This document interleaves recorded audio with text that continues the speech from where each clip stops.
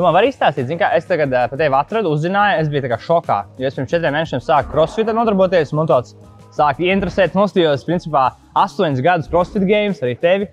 Kas bija tas tavs, vai kāds ir tas tavs stāsts līdz vispār pirmo reizi tik līdz crossfit gamiem? Cik gadu vecumā tu sāki sportot, kas vispār notika, kur tu vispār biji, kāds ir tas journeys? Pats sākums, kad es vairāk sāku sportot, bija no tiem ielu vingrotājiem. Bija talants šovs, man liekas, 2010. gads, man bija kaut kā 12 gadi.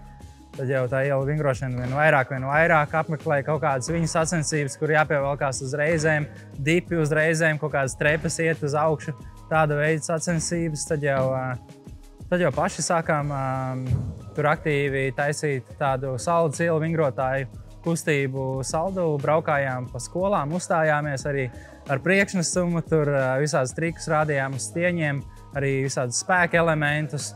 Taisījām bērniem konkursus sadarbībā ar dažādiem sponsoriem. Tas bija tā vidusskolas laikā. Un, tad arī uzvarēja dažādas sacensības ielu vingrošanā tieši spēka disciplīnās. Un tad man bija tāds tālāks skatījums, ko darīt. Es sev tagad neredzēju nekur tādā pasaules līmenī sevi tajā ielu vingrošanā, jo ar to iztiku arī nevarētu nopelnīt. Un tad pa ziemu nebija ielu vingrošana, gāja vienkārši uz svaru zāli. Un tur es ieraudzīju crossfitu, pamēģināju, man bija tā izturība, bija arī backgrounds tajā ielu vingrošanā. Ļoti labi padevās, un te jau arī lēnām sāku ar to crossfitu aizrauties. Un tad bija tieši tas punkts, kad pieņēmu lēmumu tikai all-in crossfitā, pievienojos arī saldus svarcēlājiem, jo svarcelšana bija tas, kas man visvairāk pietrūka tajā laikā. Un ātri vien, pamazām augu, piedalījos jau pirmajās crossfit sacensībās, kur man vajadzēja principā vecāku zīmi, jo man vēl nebija 18, principā 16 gados kārtīgi jau sāku crossfit, 17 jau pirmās sacensības, 18. Un tad jau pirmais bija tas, ka tikt uz regionals, tas bija tagad tāds Eiropas čempionāts, lai tiktu uz spēlēm. Tad pirmo reizi tur tika 18. gadā, un te jau nākamajā gadā bija foršs noteikums, ka, ja tu esi pirmais valstī, tad tiec uz spēlēm. Jo tajā gadā es vēl nebūtu ticis, ja būtu tie vecie noteikumi. Tas gads tieši bija tāds, kur es vēl progresēju, tiku uz spēlēm, ieguvu jau kaut kādu pirmo pieredzi. Atkal 20. gadā es jau biju sasniedzis to līmeni, dabūju savu pārliecību, un tad kvalificējos jau no tiem regionals un semifināliem saucamajiem. Kvalificējos arī 21. gadā, jo 20. gads bija Covid gads, tur sanāca izlaist. Tur bija tā dīvaina game, ka tikai bija online un 5 cilvēki realitātēs piedalījās. Un tad, bija 19., 21., 22., 23., 4 esmu bijis game. Pagājušo gadu man nesanāca. Pietrūka 1 punkts vai 2 punkti, un tur 2 sekundes, principā, finālā tas viss izšķīrās. Bet man arī bija pleca trauma, un tad nevarēja saprast, kas bija labāk, kas nē. Bet beigās, kad tā visa sezona pagājušā man bija aiz muguras, atskatoties, man likās, ka tas bija pareizais, kas notika, es tieši netiku, jo es varēju savest veselību kārtībā, paņēmu beidzot kaut kādu pauzi pēc tiem visiem 10 gadiem, nekad nebija atpūties, paņēmu tādu pauzi, pa to vasaru sataisīju plecu.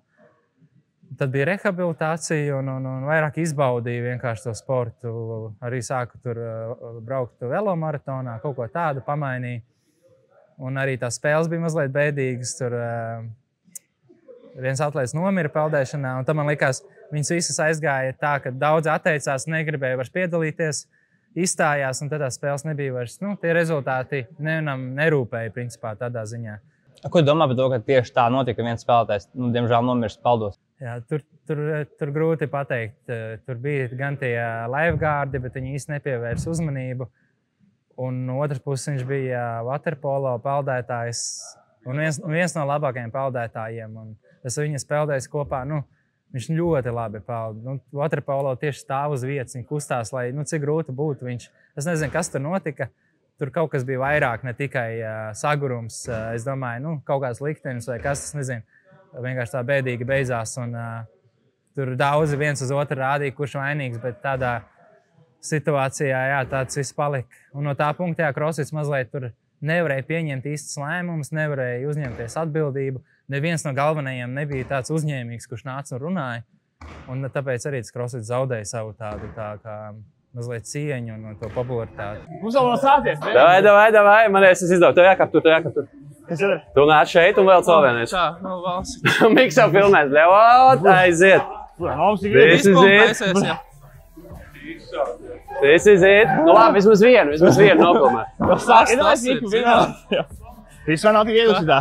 Bļēd, šitas nav viegli jau. Es jau jūtu tā kā augstu. Priekšu vēl tur kilogramiem, cik tur astum. Bet 150 es nevarētu pavilkt vienkārši. Viņš astum, 150 stum. Stumtu vieglāk, ja? Jā, priekšu. Nu nav vienkārši grūti, 80 metri astum. Jā. Jā.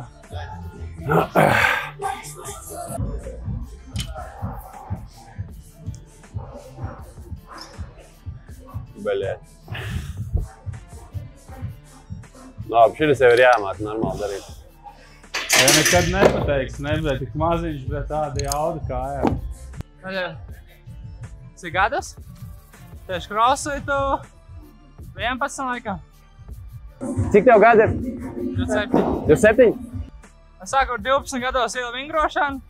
Bet vadāk tajā brīdī crossfits jau parādījās tikai pirms kaut kādiem, cik 10 gadiem? Ielu vingrošanu, tad crossfits lēnām. Man bija laba bāze no vingrošanas tādā ziņā. Kā tev ģimene ar sportu? Tev ģimene arī visu sporto vai kā tev ģimene sporto? Kad bija jau vingrošanas laika, mēs brāli abi sportojām. Brālis bija tas, ka tev parāda uz to vingrošanu? Nē, mēs abi tajā vingrošanā. Es varbūt bišķiņu vairāk, bet viņš arī piedalījās. Bet tā... Tu teici, ielu vingrošanā tu redzēji, ka tu nevari īsti tik nopelnīt. Tagad tu centies tikt uz crossfit gamiem, tu visu laiku to pilnu laiku darīji, vai tu paralēli vēl strādā, vai kā tas notiek? Vai tavā gadījumā? Vidusskolā es tieši vairāk sāku nodarboties to crossfitu. Un es redzēju, ka varbūt labs, un es tāds, ok, mēģināšu izspiest no sevīm tā kā maksimumu. Un tad bija tas laiks, ka jāizstādājās augstskolā.